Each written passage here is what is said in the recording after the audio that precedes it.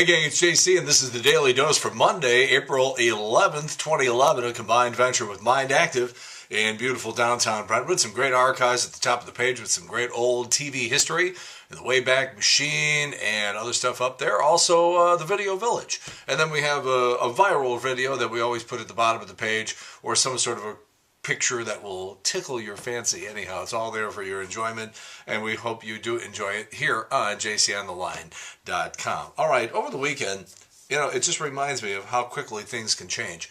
Remember when Channel 5 was a news juggernaut and the combined ratings of 2 and 4 still didn't equal what Channel 5 had? And then Channel 5 started trying to cut costs, and they got rid of Deanne Lane, and Karen Foss went her own way, and you had sportscasters being moved into news and newscasters being moved around. And the next thing you know, you didn't even recognize half the people on the station. And a lot of people on the station sort of looked like maybe they had been picked up right out of college broadcasting. And pretty soon, things started evening out and balancing out. And the next thing you know, Channel 2 is number one in the market. And you just say to yourself, what the hell happened over at Channel 5? How can something like that be allowed to occur? Now, there's a lot of feeling, a lot of really sort of cynical feeling in the television industry that it really doesn't matter who you have on the air, that it's all a question of marketing and promotion and stuff like that. So you hire cheap talent, but you just promote the crap out of everything. And Channel 5 has some promos running right now that are absolutely laughable, because they have Kay Quinn sort of like doing this thing where she's supposed to be sort of like discussing just off the cuff her philosophy of news broadcasting, and then they do the same thing with Lisa Zigman. It's almost sort of like they're just sort of like, well, here's what I think. Here's how I like to approach the news. But it couldn't be more obvious that they're reading off cue cards. And in both cases, you would have thought that somebody would have looked at this and noticed it over in Channel 5's promotion department. In both cases, both women, Kay Quinn and Lisa Zigman, do the line, well, that's just not my style. Ha! What a coincidence that both of them would say that they don't want to do a certain kind of television news broadcasting because it's just not me. It's just not me. Exact same lines. Is anybody looking at this stuff before they put it on the air? So over the weekend, on Friday night, you have the big story that breaks just before the 10 o'clock news about the fact that the government wasn't going to shut down after all. So, of course, now the news starts, and the way this works is that all the major television networks say, okay, here's what we're going to do. You come on at 10 o'clock, you start your newscast, and at exactly 1 minute into the news, at 10:01, you say, now let's go to NBC or whatever the network is. Same thing at Fox, same thing at CBS and ABC. And they say at exactly 10:01, we will have a correspondent standing in front of the White House, and then you just say, now let's go to Washington, and then they cut, and that's how it goes. And you sort of see the clock in the corner, and the anchor has to sort of read an intro and then look at the clock and go, okay, now let's go to Washington. So on Friday night, Channel 5 does the thing where they count it down, and then they go to the network report, and there's no sound.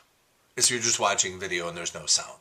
So the thing runs for like a minute, and then all of a sudden the thing starts up again, and this time it has sound, but then they cut it off. And you're just sort of sitting there going, were they not ready? I mean, I know it's a Friday night, but for heaven's sakes, how can you not be ready for a big story like that? So then on Saturday, you have Katie Feltz, who is a wonderful gal. I sat with her on opening day, as a matter of fact. But Katie, you just can't keep mispronouncing names, and you do it all the time. And so does Rennie Knott. I mean, he's the king of the mispronouncing. So it's not like it's an unknown golfer. I mean, this guy is on top of the leaderboard at Augusta at the Masters, the biggest golf tournament of the year, and she's pronouncing his name Rory McIlroy. It's McIlroy. How can you not know that as a sportscaster? I'm not even a sportscaster, and I know that. So why are you saying McIlroy when it's McIlroy? And then Sunday, nobody corrected her, nobody said anything, and she does it again all day on Sunday. I don't get it. So then on Sunday morning, there's a 9 o'clock newscast with Kelly Jackson and Anthony Slaughter. Don't even get me started on these two. So Kelly Jackson is cutting periodically to this reporter out on the street, Courtney Guzman, and she's doing the play-by-play of the race that was going through the streets of downtown St. Louis. They had a marathon or a half marathon or something like that. And And they're talking about the fact that it was sort of warm and humid for this time of year, and so a lot of the runners were sort of like practically dropping dead and had to be revived and carried off and stuff like that. So they cut back to Kelly Jackson, and she starts doing this elongated dissertation about marathons and everything that she knows, all of her wonderful expertise about marathons and hydration and all this sort of stuff. And I'm looking at her going, you're 125 pounds overweight. Do you really think you have any credibility when it comes to advising other people about how to prepare for and how to conduct themselves during a marathon? Is it just me? All right. Charlie Sheen bombed in New York over the weekend. It went so badly that just out of habit, Osama bin Laden took responsibility for the show. Little known fact, speaking of the Masters, when playing golf, Chaz Bono has to tee off exactly halfway between the ladies and the men's markers. Jim Carrey. I've suspected for quite a while that this guy is slowly cracking up. There's a 60 Minutes piece on him a couple of years ago, and he sounded like he was losing it. Well, now apparently this man who is 49 years old and a grandfather, by the way, goes out and gets himself a mohawk. And I mean like a real freaking mohawk. You can probably see it on the internet. They called his agent. His agent says he's not up for any movie roles that would require a mohawk. Jim Carrey, next to go loony, I'm telling you. It was nice to see that Russell Brand got his ass kicked over the weekend. This unfunny, dopey, stupid, time-wasting British quote-unquote comedian only did $12 million for the remake of Arthur. It was a terrible idea to remake a movie like this, and even a stupider idea to put Russell Brand in the role. Nobody was interested. Yeah, it came in second place, which is how the story is being reported by idiot newscasters. $12 million, that barely covers the cost of the promotion of the movie, let alone trying to make any money. By the way, did you know that both John Travolta and John Belushi both turned down the lead role in Arthur before they gave it to Dudley Moore? And on top of that, George Segal and also Bud Cort, who played the kid in Harold and Maude, were also up for that role and either turned it down or didn't get it, whatever the case may be. One final little note here on American Idol, because I'm done with the show. I don't watch it anymore after this atrocity last week. Pia Toscano, the Hollywood Reporter, which is a big industry trade paper out in Los Angeles, says that Pia's downfall on the show might have been due to the horrible outfit. If you go back, it was not a particularly attractive outfit. All of the girls that week were styled by Gwen Stefani, of No Doubt, or just of Gwen Stefani. So maybe you have Gwen Stefani to blame for Pia's untimely exit from the show. TMZ says Matt Lauer doesn't want to leave the Today Show after all. He makes $17 million a year, and he figures that with them sort of being a little stuck right now, he might be able to get that up to $25 million. He ain't going anywhere. Tina Fey is going to host Saturday Night Live for the third time. That's coming up on May 7th. Mark your calendars. In Michigan, a woman is at Applebee's, okay? So she orders a little drink for her, how old is the kid? 15 months old. And, you know, they bring it in like a little sippy cup and everything like that, and they put the drink in there, and then they give it to the kid in the Applebee's sippy cup. The woman started to notice that the kid was starting to act a little bizarre, so she doesn't really know why. The only thing she can think of is, oh, I wonder if there's something in the drink. So she opens up the sippy cup and smells it, and it smells like alcohol. So she takes a swig of it, and it's a margarita.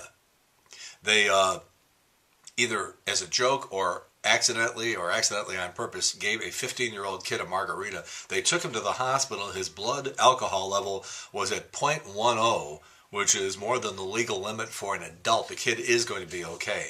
Lawsuit! In Australia, some stores have started charging people to try on clothes. You wonder whether or not something like this is going to make it to the United States. I say it will. Maybe not widespread, but in some stores. Oh, and by the way, the reason that they're charging people for trying on clothes is because some people go into stores, they try on the clothes and shoes, they leave without buying anything, but all they're trying to just do is get an idea of what they want to buy online so the stores don't make anything. All right. Outfit did a survey to find out what the best family configuration is. You think to yourself, well, should we have a boy and a girl, or two girls or two boys? What is the best chance we have for domestic harmony in our house? And the answer turned out to be two girls. But The worst combination was 4 girls. So just be on top of that if you're planning a family. A woman in Oregon is now facing assault and criminal mistreatment charges after attempting an at-home circumcision on her 3-month-old baby boy with a box cutter and a pair of pliers. Have a nice day. It was on this date in 1970 that Apollo 13 blasted off on its ill-fated mission to the moon. The astronauts managed to safely return to Earth thanks to the courage of Tom Hanks and Kevin Bacon. I'll thank you. Speaking of Tom Hanks, as I said, I don't have anything more to say about American Idol, but I'm in good company. Let's just leave it at that, because Tom Hanks had a similar response that I did over the expulsion of Pia Toscano on the show the other night. That's our eye candy photo today, taken from Entertainment Tonight on Friday night. It's a little weak, but it's a Monday. What can I say? Anyhow, that's it. JC's Daily Dose for Monday, April 11th, 2011, a combined venture with Mind Active in beautiful downtown Brentwood. In the meantime, we've beaten this one to death. Have a good one. See you later. Bye.